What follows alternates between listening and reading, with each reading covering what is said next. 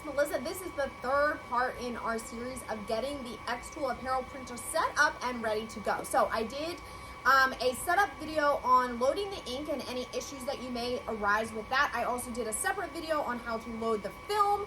And again, some common troubleshooting issues we resolved in that. And this one is just kind of like everything else. So we're gonna connect it to the heating device. We're gonna connect to our AP2 filter, and then I'm gonna show you how to make sure that you are prepared so then you can make your first print. Okay, so let's start over here with the heating device. The first thing that you wanna do is open up this little side compartment on the heater, and what you're gonna have in there is the basically a tube where you are going to fill it with the DTF powder. So the powder is what goes on the back of the print. It is cured in the heater, and that is what becomes the adhesive for your DTF print. So you're gonna take the powder that comes with the machine, and you are going to pour it in this tube. Now, I am going to tell you, though, there are a lot of warnings and uncertainties about this type of powder, and so I like to wear gloves when I handle it. I also wear some type of face covering. I could not find a mask, so I'm going to tell you that I had a long sleeve shirt in my office that I literally tied around the back of my head, covering my nose and my mouth. You do you, and I'll do me, and hopefully we'll all just be safe.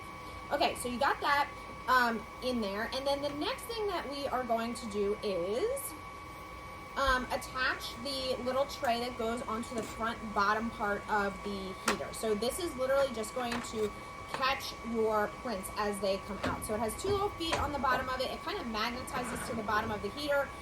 Very easy to attach.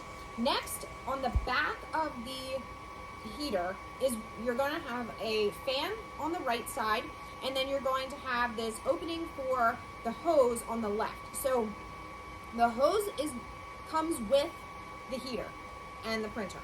Well, if it comes with it, if you get the heater and shaker with it, okay? So you're gonna attach the side of the hose that has the white piece on it. You're gonna attach that to the back of the heater. The other end of the tube doesn't have an attachment on there, but you need to attach it to the black adapter piece that is going to be in the back of your AP2 filter. Now, if you have any trouble getting the adapter onto the hose, extend the hose possibly as far as you can. Like, imagine pulling a slinky all the way out, and then you actually want to turn the adapter counterclockwise. So you think you have to turn it to the right, you actually need to turn it to the left to get it to connect on there. And then that is going to go directly into the filter, which we'll do in just a minute. Next, what you want to do is take the small cord that looks like a telephone cord, and you are going to connect that from the third or the bottom outlet in the back of the printer, and it's just a small little wire, and you're going to go into the same type of input on the heater. So this is basically going to attach the heater and the printer so that your printer knows that you have the shaker oven connected. Okay, go around the brackets for the film, don't go through it. Then be careful that your power button is powered off. Mine was already pre-powered on.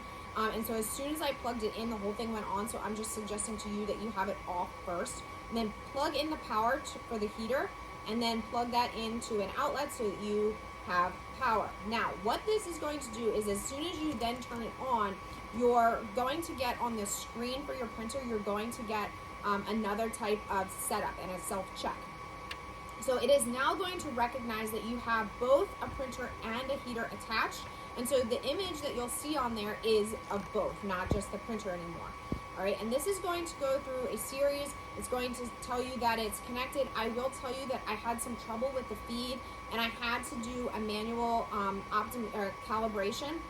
So just be aware of that. It's really, really important, as I mentioned in one of the prior videos, to make sure that the right side of the film is lined up with the white marks on the right side of the printer. That's also going to make sure that it loads into your heater evenly.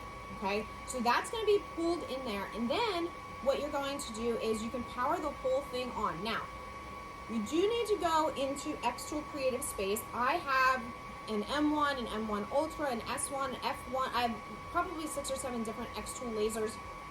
And so in order to make sure that my DTF printer or Apparel printer is compatible, I needed to update the software. So make sure that you install the most recent version of the software, xTool Creative Space, and then you're going to go in there. And what you're going to do is pick, you're going to have an option. Mine, as you can see, currently says that I have an xTool P2 connected. I'm going to click the little gear icon, and then I'm going to have it search. Since I already connected by Wi-Fi, when I clicked that I wanted to look for Wi-Fi, it finds that I have the Apparel printer, and that is going to establish the connection. It is then going to prompt to do a firmware update, so go through all of that, and your printer will then be ready to go. Now, I will tell you that it is very, very easy to get started with this. You can go through the tutorials that they offer. You can use the test print that they offer, which is what I did. I ended up with 3 of these xTool DTF prints, but just to see the process of how this works. Now, I'm going to tell you, mine printed, it printed the color, then it printed the white, then it went into my heater, the ink, or the powder was applied, the powder was shaken off, and it looks like it dropped my print down, and I was like, okay, now what? Like, I literally was staring at the bottom of the DTF printer. Literally me wondering where the hell my prints are. Why are they not coming out of there? I'm so confused by this. I turned it off, I turned it on. Okay, turns out you just have to be patient.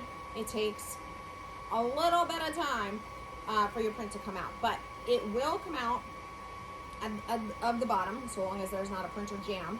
And this is why I turned out with 3, because I kept re-hitting print. Turns out I am just, as I said, not a patient person.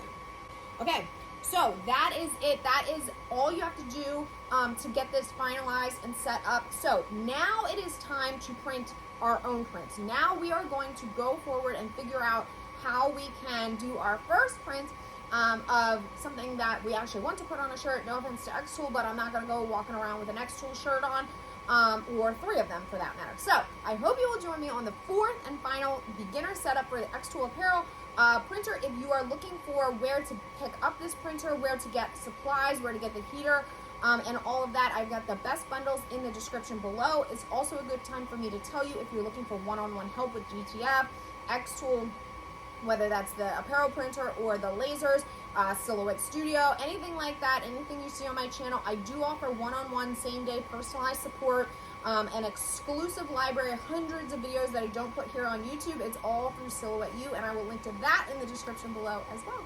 Make sure you hit like on your way out. See ya.